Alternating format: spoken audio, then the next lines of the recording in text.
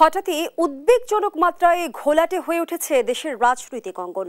গণঅভ্যুত্থানের পর ফ্যাসিবাদ বিরোধী যে ঐক্য তৈরি হয়েছিল হঠাৎই তা অদৃশ্য হয়ে রূপ নিয়েছে বিভাজনে। শুরু হয়েছে বিএনপি এনসিপির মধ্যে পাল্টাপাল্টি অভিযোগের রাজনীতি। বর্তমান রাজনৈতিক বাস্তবতায় বেশ কিছু প্রশ্ন এসেছে জনমনে। যেমনটি বলা যায় যে ফ্যাসিবাদ বিরোধী লড়াইয়ের ভবিষ্যৎ কি, সংস্কার হবে কি, নির্বাচন কবে হবে, বর্তমান অন্তর্বর্তী সরকারের ক্ষমতা দীর্ঘায়িত হবে কি, কিংবা রাজনৈতিক দলগুলো নিয়তিতে কি অপেক্ষা করছে, এই প্রশ্নগুলোর উত্তর খুঁজবার চেষ্টা করব আজ। দর্শক, আমি ফার্নাস জুই সবাইকে আমন্ত্রণ জানিয়ে শুরু করছি দেশ টেলিভিশনের নিয়মিত আয়োজন দেশ সাম্প্রতিক। নিবেদন করছে Arail angle channel and square বার। আজকের আলোচনায় এগিয়ে নিতে স্টুডিওতে আছেন দুজন সম্মানিত অতিথি। চলুন একে একে পরিচিত হই। আছেন সুলতান মাহমুদ, উপসম্পাদক দৈনিক আমার দেশ। সেই সঙ্গে আরও আছেন আব্দুস সালাম, চেয়ারপারসনের উপদেষ্টা বিএনপি। দুজনকে আমন্ত্রণ জানাচ্ছি আজকের আলোচনায়। জনাব আব্দুস সালাম, আপনাকে দিয়ে আলোচনাটা শুরু করি। যেমনটি বলছিলাম যে রাজনৈতিক অঙ্গনে হঠাৎই একটা ঘোলাটে পরিস্থিতি দেখছি আমরা। যেমনটি বিএনপি মহাসচিব মির্জা ফখরুল ইসলাম আলমগীর বলেছেন, একটি মহল বিভাজনের রাজনীতি শুরু করেছে। বর্তমান পরিস্থিতি বিবেচনায় আসলে কি বলবেন, যে পরিস্থিতিকে পরিকল্পিতভাবে ঘোলাটে করা হচ্ছে কি, কেউ কেউ কি ঘোলা পানিতে মাছ শিকারের চেষ্টা চালাচ্ছে? আপনাকে ধন্যবাদ। আমার সহকারী আলোচক ওনাকেও ধন্যবাদ জানাই, যারা আজকে অনুষ্ঠান দেখছেন শুনছেন তাদেরকেও ধন্যবাদ। আপনি যথার্থই বলেছেন যে আমরা যে জিনিসটা বিগিনিং থেকে বলে আসতেছি, এই সরকারটাকে আমরা আনছি ফ্যাসিবাদকে বিদায়ের পরে, এবং আনার পর থেকে পরের দিন থেকে আমরা বলে আসছি যে আপনি একটা রোড ম্যাপ দেন, আপনি কি চান, কি করতে চান, কতটুকু সময় চান। অনেকে বলছে যে সময় কম দিয়ে, সময় কম বেশি তো প্রশ্ন না, ওনার কতটুকু সময় দরকার সেই সময়টা উনি চাক। কিন্তু দুর্ভাগ্যের বিষয় যে এখন পর্যন্ত সেই রোড ম্যাপটাই ওনার কাছ থেকে আমরা পাইলাম না। তো সেই কারণেই স্বাভাবিকভাবেই এর মধ্যে দিয়ে আরও বিভিন্ন রকম মনে হচ্ছে যে তাদের যে সমস্ত কাজ না, এই সমস্ত কাজ নিয়ে যখন তারা নিজেদেরকে জড়িয়ে ফেলছে তখন স্বাভাবিকভাবেই প্রশ্ন আসতেছে। এবং আরেকটা হলো যে তাদের সংস্কারের কাজ বা তাদের যে কাজগুলো করা দরকার সেগুলো করতে যে কিছু কিছু উপদেষ্টার বিভিন্ন বক্তব্যে বিভিন্ন রাজনৈতিক দল, রাজনৈতিক নেতাদের সম্পর্কে যে সমস্ত কথাবার্তা বা আচরণ, সেগুলোতে মানে খুবই আপত্তিজনক। এবং তার মধ্যে দিয়েই মনে হয়েছে যে এখানে যে একটা বিভাজন সৃষ্টি করার একটা চেষ্টা। আমরা বিএনপির পক্ষ থেকে বারবার যে কথাটা বলে আসছি, যেটা এখনো বলি, যে আমরা চাই এই সরকার সফল হোক, কারণ এই সরকার যদি সফল না হয় তাহলে আরেকটা অন্ধকারের দিকে দেশটা চলে যাবে। এর জন্য আমরা আনকন্ডিশনাল সহযোগিতা সমর্থন এই সরকারকে করেছি, এখনো করে আসতেছি। কিন্তু সরকার যেন কিছু কিছু জায়গায় মানে বিএনপিকে বিনা কারণেই তাদের প্রতিদ্বন্দ্বী মনে করছে। কোন কোন জায়গায়? বিভিন্ন জায়গায় একটা, অর্থাৎ এই পর্যন্ত তো বিএনপি একটা রাজনৈতিক দল, বৃহত্তম রাজনৈতিক দল, অতীতে ক্ষমতায় ছিল, আবার ভবিষ্যতে ক্ষমতায় যাবে। কিন্তু যেভাবে বিএনপির সাথে আচরণ করা দরকার বা প্রত্যেকটা রাজনৈতিক দলের সাথেই যে সমস্ত যেভাবে করা দরকার সেভাবে তো তারা করছে না। আজকের মনে করেন দুইটা ইস্যুতে বর্তমানে তারা যে অবস্থান নিয়ে আসছে, একটা হলো রোহিঙ্গা, ওই সাইডে একটা করিডোর, এটা তাদের এখতিয়ারই নাই, অথচ আরেকটা পোর্ট। এই দুইটা বিষয় তো এই মুহূর্তে তাদের কোনো দরকারই নাই। এই বিষয়টা নিয়ে আজকে আলোচনা এনে আজকে দেখা যাচ্ছে যে দেশের মধ্যে একটা অন্যরকম একটা পরিবেশ সৃষ্টি করছে, যেটা কোনোভাবেই কাম্য না। কিন্তু নিরাপত্তা উপদেষ্টা যেমনটি জানিয়েছেন যে করিডোর নিয়ে কারোর সাথে কথা হয়নি, ভবিষ্যতেও হবে না। কিন্তু এটা তো আজকে বলতেছে, 2 দিন আগে তার প্রেস সচিব কি বলছে বা ইউনূস সাহেব কি বলছে, তাই না? তো কাজে এগুলো তো এক এক সময় এক একজন এক এক কথা বলে, এবং এইগুলো কথা বলার মধ্যে দিয়ে যেহেতু কোনো নাই, সামঞ্জস্য নাই, সেই কারণে বিভিন্ন রকম প্রশ্ন বা বিভিন্ন রকম সন্দেহ। আপনি তো বললেন যে আজকে বিভিন্ন জনের মধ্যে এই প্রশ্ন আসছে যে এই সরকার নির্বাচন দিবে বা আদৌ দিবে বা কত দিনে দিবে, কিভাবে দিবে। আপনি নিজেই বললেন যে আজকে জনগণের মধ্যে যে আশঙ্কা, এই আশঙ্কাটা হবে কেন? জনাব আব্দুল সালাম, এরই মধ্যে আমরা দেখছি যে ইসি পুনর্গঠন এবং স্থানীয় সরকার নির্বাচনের দাবিতে আগারগাঁওয়ে নির্বাচন ভবনে অবস্থান কর্মসূচি পালন করেছে এনসিপির নেতাকর্মীরা। এনসিপির নেতাকর্মীরা যেমনটি অভিযোগ করছে, নির্বাচন কমিশন বিএনপির মুখপাত্র হয়ে কাজ করছে। আসলেই কি তাই? আসলে যদি এখন বলি যে ধরেন নির্বাচন কমিশন আজকে এই সময়টা কখন আসলো, যখন আজকে ঢাকা সিটি কর্পোরেশনের ঢাকা সিটি কর্পোরেশনের মেয়র হিসেবে যখন কোর্ট থেকে ইশরাকের পক্ষে রায় দিল এবং নির্বাচন কমিশন যখন গ্যাজেট করে ফেললো এবং সেই ব্যাপারে এখন পর্যন্ত সরকার কোনো লিখিত বা কোনো আইনগত কোনো ব্যবস্থা গ্রহণ করে নাই, তখন দেখা গেল যে নির্বাচন কমিশন মনে হয় যে এই গ্যাজেটটা করে অপরাধ করে ফেললো, এই জন্য নির্বাচন কমিশন বিএনপির হয়ে গেল, অর্থাৎ তাকে বাদ দিতে হবে। তার মানে কি সে একই পন্থা যে শেখ হাসিনা যে ব্যবস্থা বা যে রকম অবস্থানে ছিল বা যেরকম আচরণ বিএনপির সাথে করেছে, আজকে কি এই সরকারকেও দুই একজন সেই রকম পর্যায়ে নিয়ে যেতে চায়? আমরা বলতে চাই যে সরকার এখনো মনে রাখা দরকার যে দুই একজনের কারণে তাদের ভাবমূর্তি যাতে নষ্ট না হয়, সরকারের নিরপেক্ষতা নিয়ে যাতে জনগণের মধ্যে, আজকে যে কথাগুলো আপনি বলছেন এটা কোনোভাবেই দেশের জন্য মঙ্গল না বা সরকারের জন্য ভালো না, কারোর জন্যই ভালো না। কাজে এখনো বলবো যে সরকার দুই একজন উপদেষ্টা বা দুই একজনের কারণে যাতে টোটাল রাজনৈতিক পরিবেশ দেশের পরিবেশ পরিস্থিতি যাতে নষ্ট না করে, নির্বাচনের আগে এই ধরনের পরিবেশ সৃষ্টি করা কোনোভাবেই কাম্য না। আরও বেশ কিছু অভিযোগ আনা হয়েছে বিএনপির বিরুদ্ধে। বিএনপি লাশের রাজনীতি শুরু করেছে, আওয়ামী লীগের টাকায় রাজনীতি করে বিএনপি বড় বড় কথা বলে, আওয়ামী লীগের টাকায় বিএনপি নগর ভবন বন্ধ করেছে। এই অভিযোগগুলোর বিষয়ে কি বলবেন? বিএনপি তো একটা বৃহৎ রাজনৈতিক দল। আওয়ামী লীগ বলতো, আজকে আওয়ামী লীগের ভাষায় তারা কথা বলা শুরু করছে। আওয়ামী লীগ একই ভাষায় কথা বলতো, এই বিএনপির তো কিছু নাই, তাই না? বিএনপির কিছু নাই, বিএনপির সমর্থন নাই, বিএনপির নেতা নাই, আবার ওই বিএনপির ভয়ে তারা নির্বাচন দিত না। আবার একই অবস্থা এখনো, যে যারা এই কথাগুলো বলতেছে তারাই আজকে নির্বাচন পেছাইতে চাইতেছে। কি কারণে? যে এখন নির্বাচন দিলে বিএনপি জিতে যাবে। তাই এক মুখে দুই কথা, যদি এটাই হয় সবচেয়ে বড় কথা যে আমরা তো চাচ্ছি, আমরা তো কারোর সাথে বিরোধ নাই, আর বলবো যেটা যারা এই সমস্ত কথা বলতেছে তাদের লাগামটা টানা দরকার। কারণ কোনো অবস্থাতেই আমি একটা রাজনৈতিক কর্মী হিসেবে মনে করি না যে আজকে 24-এর অভ্যুত্থানের পরে ফ্যাসিবাদ বিরোধী যে শক্তি, আমরা সেই সময় ফ্যাসিবাদের বিরুদ্ধে লড়াই করেছি, ইনক্লুডিং ছাত্ররা সহ, আজকের সেখানে কোনো দ্বন্দ্ব সৃষ্টি হওয়া উচিত না। এই দ্বন্দ্বের সুযোগ নিবে ফ্যাসিবাদ, এই দ্বন্দ্বের সুযোগ নিবে আধিপত্যবাদী শক্তি। কাজেই এমন কোনো কথা বলা উচিত না। আজকে এখানে বললাম তো যে বিএনপিকে খাটো করে, বিএনপি লিডারশিপকে খাটো করে এরকম হাসিনাও বহু চেষ্টা করছে। আমাদের নেতা জিয়া রহমানের রাজাকার বলছে, বেগম খালেদা জিয়াকে জেলে দিয়ে তাকে মেরে ফেলার চেষ্টা করছে, আমাদের নেতা তারেক রহমানের বিরুদ্ধে দুর্নীতি সহ কত রকম কথা বলে ইভেন তাকে শারীরিকভাবে লাঞ্ছিত করে মেরে ফেলার চেষ্টা করেছে। কিন্তু বিএনপির কোনো ক্ষতি হয় নাই, বিএনপির কোনো ক্ষতি হয় না, বরঞ্চ বিএনপি আস্তে আস্তে তার শক্তি সঞ্চয় করেছে এবং জনগণের সমর্থিত দল হিসেবে বাংলাদেশে আজকে এটা প্রমাণিত। যে কারণে আজকে শত্রুরা ভয় পায়।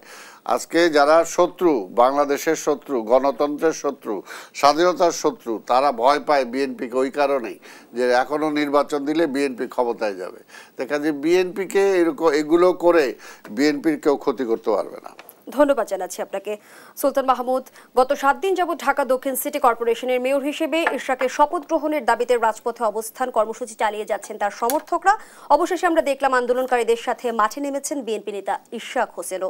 অন্যদিকে এনসিপি যেমনটি বলছে যে বর্তমান নির্বাচন কমিশন পক্ষপাতদুষ্ট, এই অভিযোগ তুলে তারা বলছেন যে ইসি যদি পুনর্গঠন করা না হয় তাদের অধীনে এনসিপি নির্বাচনে অংশ নেবে না।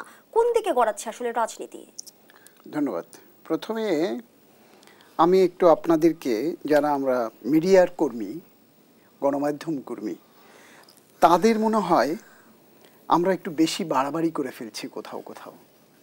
আপনি, আমি, আমরা কেমন এই যে এনসিপির একটি কথা বললেন, হঠাৎ ঝড়ে উড়ে আসা একটা পাখি, যার হাত নাই, পা নাই, চোখ নাই, এরকম একটি পাখি, দুর্বল, সে উড়ে এসে পড়েছে এবং তাকে নিয়ে আমরা মাতামাতিতে ব্যস্ত হয়ে গেছি, কি যেন একটা পেয়েছি।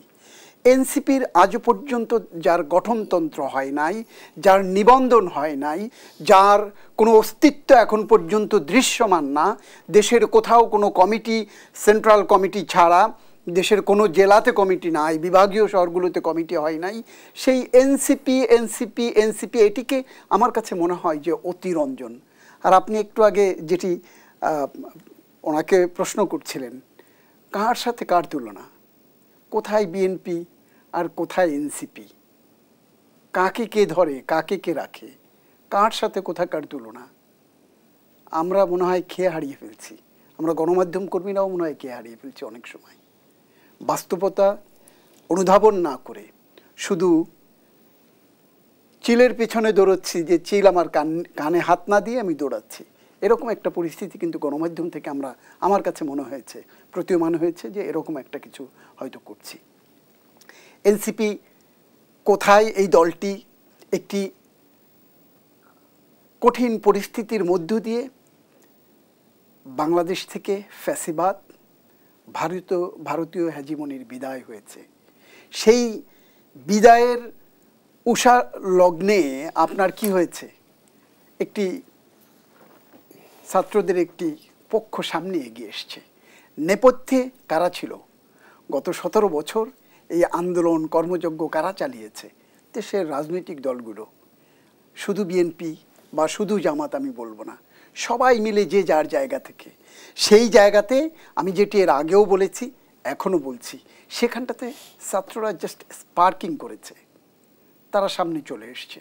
ইয়েস, তারা সরকারের প্রতিনিধিত্ব করেছে, যেটা বাংলাদেশ কেন 47 থেকে 2024 পর্যন্ত কখনো অতীতে এরকম কোনো ঘটনা ঘটে নাই। কিন্তু যে ঘটনাটি সবসময় ঘটেছে, শিক্ষার্থীরা যত আন্দোলন হয়েছে সব জায়গায় বুক চিতিয়ে দিয়েছে, আন্দোলন শেষ হয়েছে, আন্দোলনের ফসল ঘরে উঠেছে, শিক্ষার্থীরা শিক্ষাঙ্গনে ফিরে গেছে, এটিই ব্যত্যয়।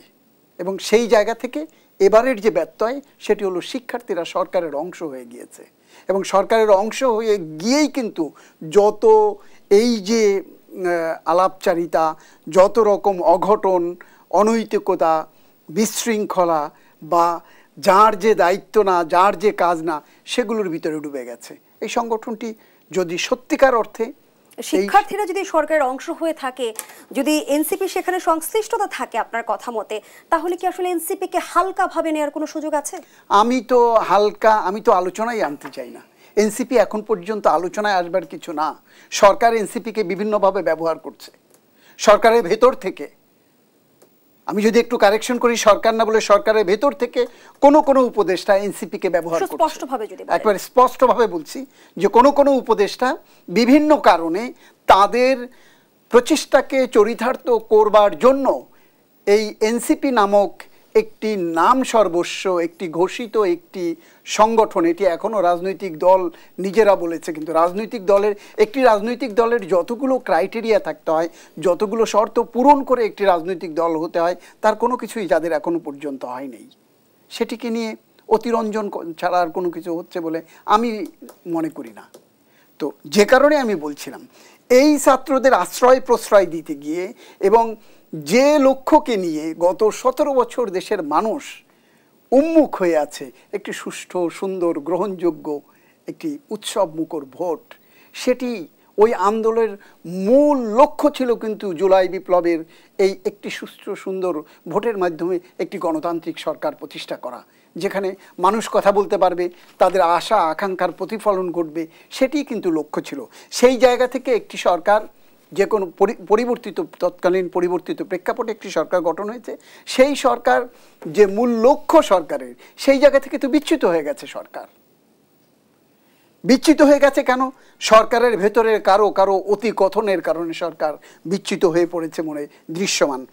অনভিজ্ঞতার প্রতি পরতে অনভিজ্ঞতার যে স্বাক্ষর তারা রেখে যাচ্ছেন। দায়িত্বহীনভাবে যেখানে যার যে কথাটি বলবার নয়, উপদেষ্টাদের মধ্য থেকে কেউ কেউ দায়িত্বহীনভাবে নানান ইস্যুতে মন্তব্য করছে এবং পরিস্থিতিকে উস্কে দিচ্ছে, অসংলগ্ন কথাবার্তা বলছে। আপনার ব্যক্তি স্বার্থ, সরকার, জনগণ এবং যে দেশের মানুষের প্রত্যাশা অনুযায়ী যে স্বার্থ দেখবার কথা, সেই স্বার্থ বাইরে গিয়ে উপদেষ্টা পরিষদের কেউ কেউ ব্যক্তি স্বার্থকে চরিতার্থ করছে এবং দেশের মানুষের মধ্যে বিভাজন তৈরি করছে। এই যে আপনি যেটি বলছিলেন, এই যে বিভাজনের সুযোগ আসলে কারা নিতে পারে, সেই প্রশ্নটি আপনার কাছে রেখে যাচ্ছি। বিরতির পরে সে উত্তরটি নেব। দর্শক, দেশ সাম্প্রতিক রিপোর্ট একটা বিরতি নিচ্ছি, সাথেই থাকুন।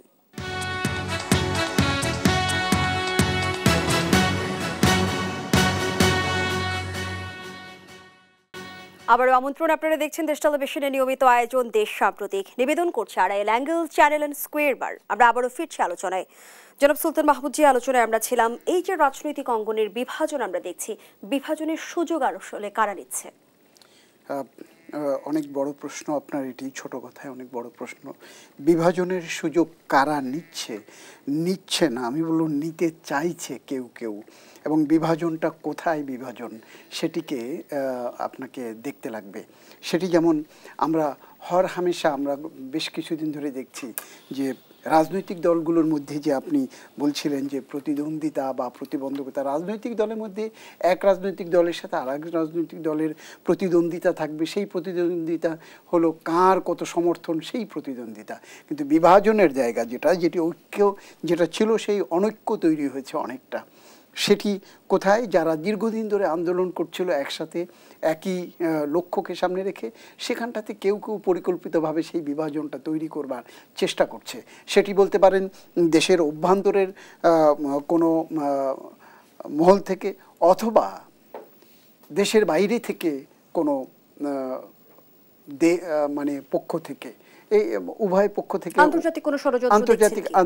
আন্তর্জাতিক বলতে যখনই দেশের বাইরে থেকে যখন কোনো কলকাঠি নাড়ছে, সেটির পেছনে কারা কারা আছে, কারা চায় না বাংলাদেশকে শান্তি, বাংলাদেশের মানুষ শান্তিতে থাকুক, বাংলাদেশের ভৌগোলিক সীমারেখা নিয়ে কারা বারবার হুমকি ধামকি যায়, বাংলাদেশের রাস্তা, বাংলাদেশের পোর্ট, বাংলাদেশের রেল লাইন, বাংলাদেশের অর্থনীতি, বাংলাদেশের ব্যবসা বাণিজ্য, সব কিছুকে কারা স্বাভাবিক যে অগ্রগতি সেটিকে রুখে দিতে চায়, সেটি কিন্তু দৃশ্য। ধন্যবাদ জানাচ্ছি জনাব সুলতান মাহমুদ। জনাব আব্দুল সালাম, একদিকে ইশরাক হোসেন যেমনটি উপদেষ্টা আসিফ এবং মাহফুজের পদত্যাগ দাবি জানিয়েছেন, অন্যদিকে আবার আইন, অর্থ ও পরিকল্পনা উপদেষ্টাকে বিএনপি পন্থী আখ্যা দিয়ে পদত্যাগের দাবি জানিয়েছেন এনসিপির মুখ্য সমন্বয়ক নাসির উদ্দিন পাটোয়ারি।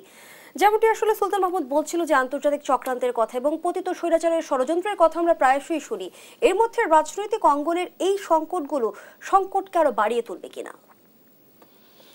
অবশ্যই বাড়িয়ে তুলবে। এই মুহূর্তে ছেলেমেয়েপনা করার সুযোগ নাই।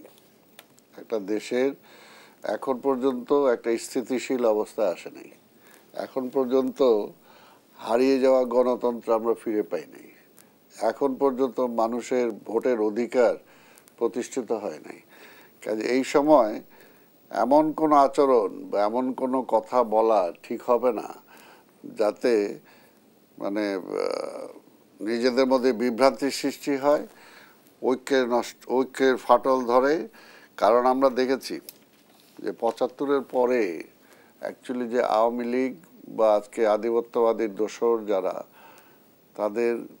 তারা ফিরে আসার কোনো সুযোগ ছিল না যদি না মানে জাতীয়তাবাদী শক্তির মধ্যে যদি কোনো বিভেদ কেউ না আনতে পারতো বা বিরোধী শক্তির মধ্যে বিভেদ কেউ না আনতে পারতো।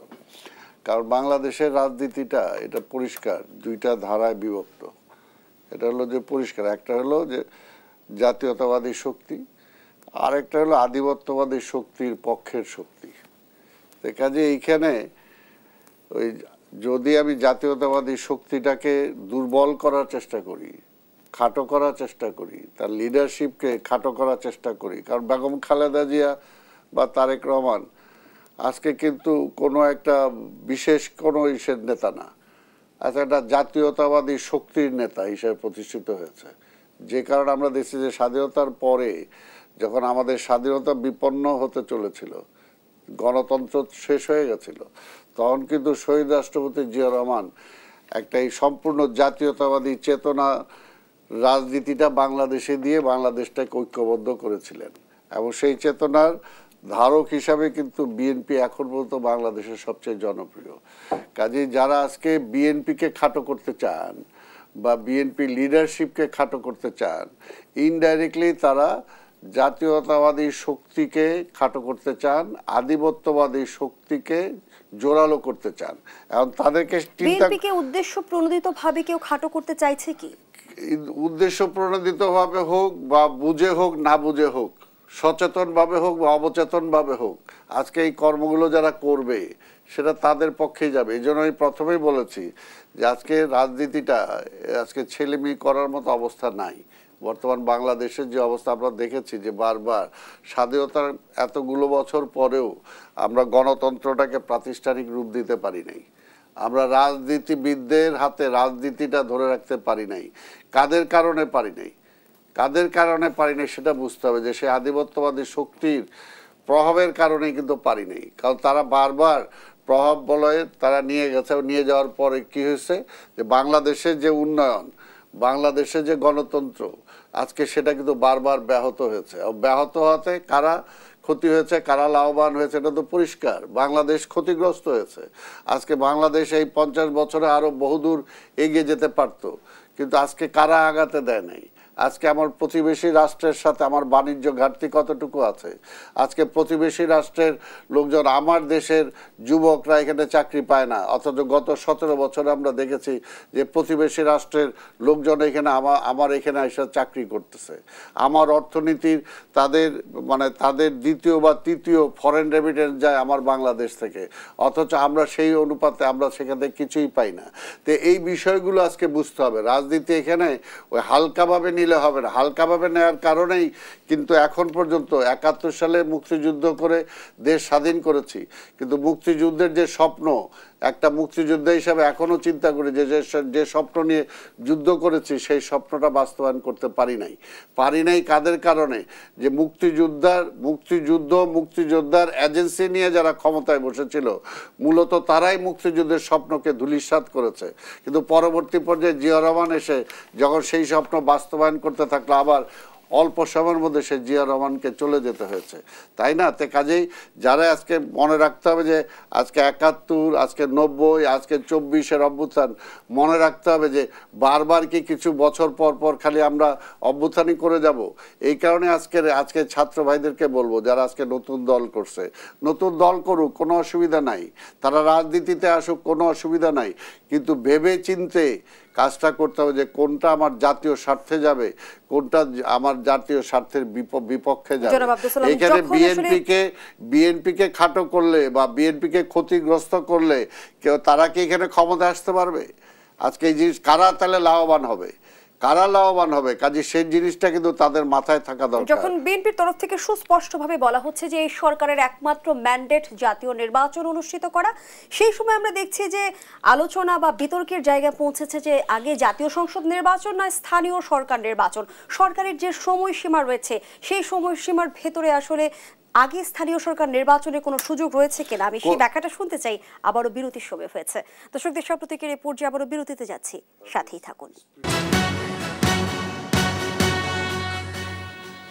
দেখছেন দেশ সাম্প্রতিক, আমরা আবারও ফিরছি আলোচনায়। জনাব আব্দুল সালাম, যে আলোচনায় আমরা ছিলাম, এই মুহূর্তে আমরা যে বিতর্ক আবার নতুন করে দেখছি সেটি হচ্ছে যে আগে জাতীয় সংসদ নির্বাচন না স্থানীয় সরকার নির্বাচন। আমি আপনার কাছে প্রশ্ন রেখেছিলাম, সরকার ঘোষিত সময়সীমার মধ্যে জাতীয় সংসদ নির্বাচনের আগে স্থানীয় সরকার নির্বাচন আয়োজন সম্ভব কিনা?